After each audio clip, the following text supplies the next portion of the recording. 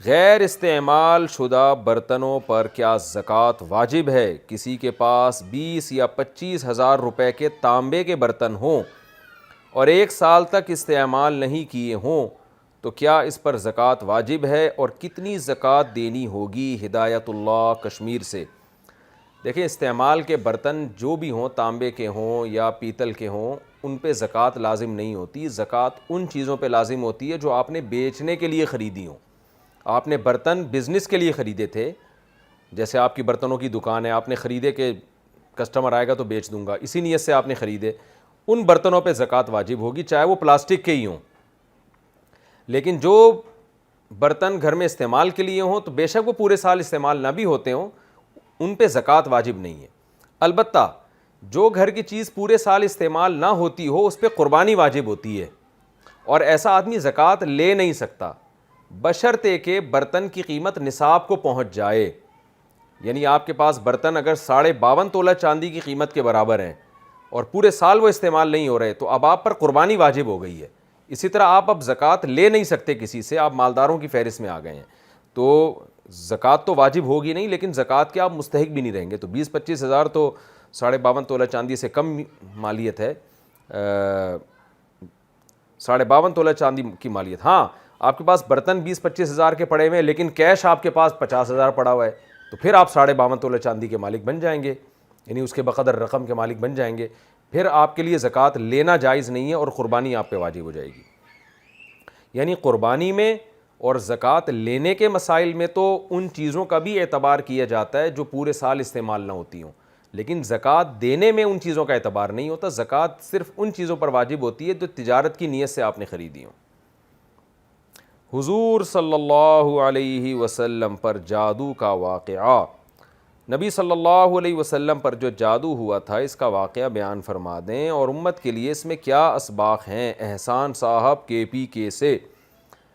دیکھیں، میرے تفسیر کے لیکچر میں آپ جائیں گے نا، مفتی طارق مسعود اسپیچز میں آپ جائیں، اس میں تفسیر کے لیکچر نمبر شروع کے 8 لیکچرز میں تو عربی گرامر ہے، اس کے بعد سورہ فلق سورہ ناس کا درس شروع ہوتا ہے۔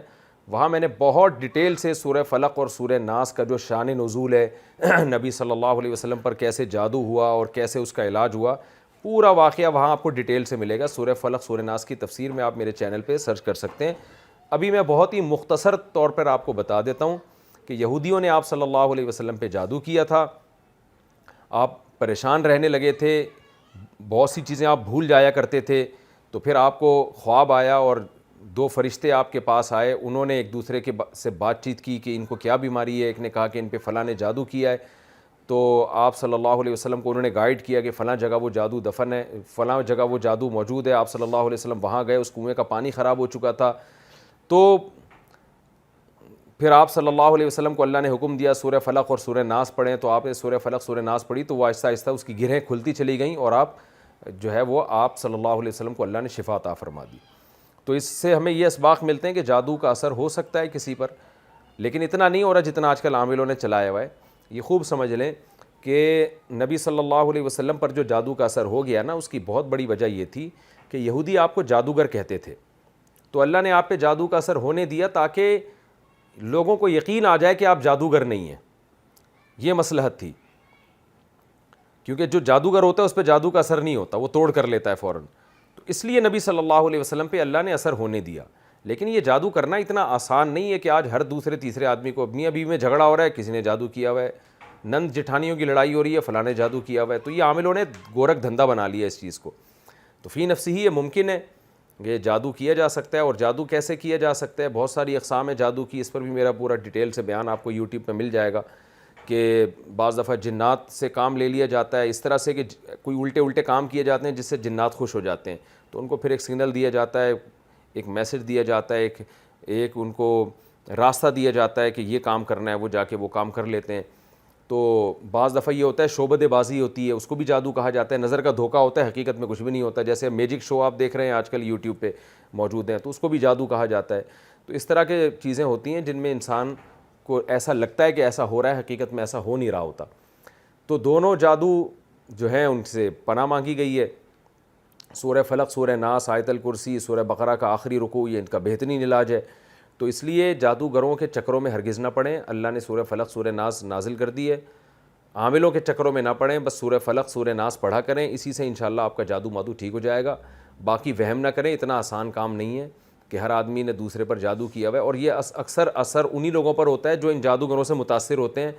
عاملوں کے پاس اٹھتے ہیں, بیٹھتے ہیں, ان سے علاج کراتے ہیں, انہی پہ جن بھی آتا ہے, انہی پہ چڑیل بھی آتا ہے. جو عاملوں پر صبح و شام تسبیح لے کے 100 دفعہ لعنت بھیجتے ہیں, ان پہ کبھی بھی جادو نہیں ہوتا, نہ ان پہ کبھی کوئی جن آتا ہے. جیسے میں الحمدللہ صبح و شام لعنت بھیجتا رہتا ہوں, تو اللہ کا شکر ہے نہ میرے پر جن آتا ہے, نہ چڑیل آتی ہے, نہ بھوت آتا ہے الحمدللہ, اور میں ان کو صبح و شام برا بلا کہتا رہتا ہوں. تو جو لوگ میری یہ ویڈیو سن رہے ہیں وہ بھی جب بھی عامل کا نام آیا کریں نا, کوئی محلے میں جن چڑیل بھوت اتارنے والا عامل آیا ہوا ہے, تو اس پہ لعنتیں بھیجنا شروع کر دیں. انشاءاللہ آپ سے جن سارے دور ہو جائیں گے, آپ سے جن سارے بھاگ جائیں گے انشاءاللہ. تو اس لیے اپنے ایمان کو مضبوط کریں. سورہ فلق سورہ ناس ہمارے لیے کافی ہے جادو سے بچنے کے لیے. پھر بھی ٹھیک نہ ہو جادو تو بس صبر کریں, اللہ پہ توکل کریں, اعتماد کریں. عاملوں کے پاس پھر بھی اللہ کا واسطہ نہ جائیں, ورنہ بربادی کے سوا کچھ بھی حاصل نہیں ہوگا.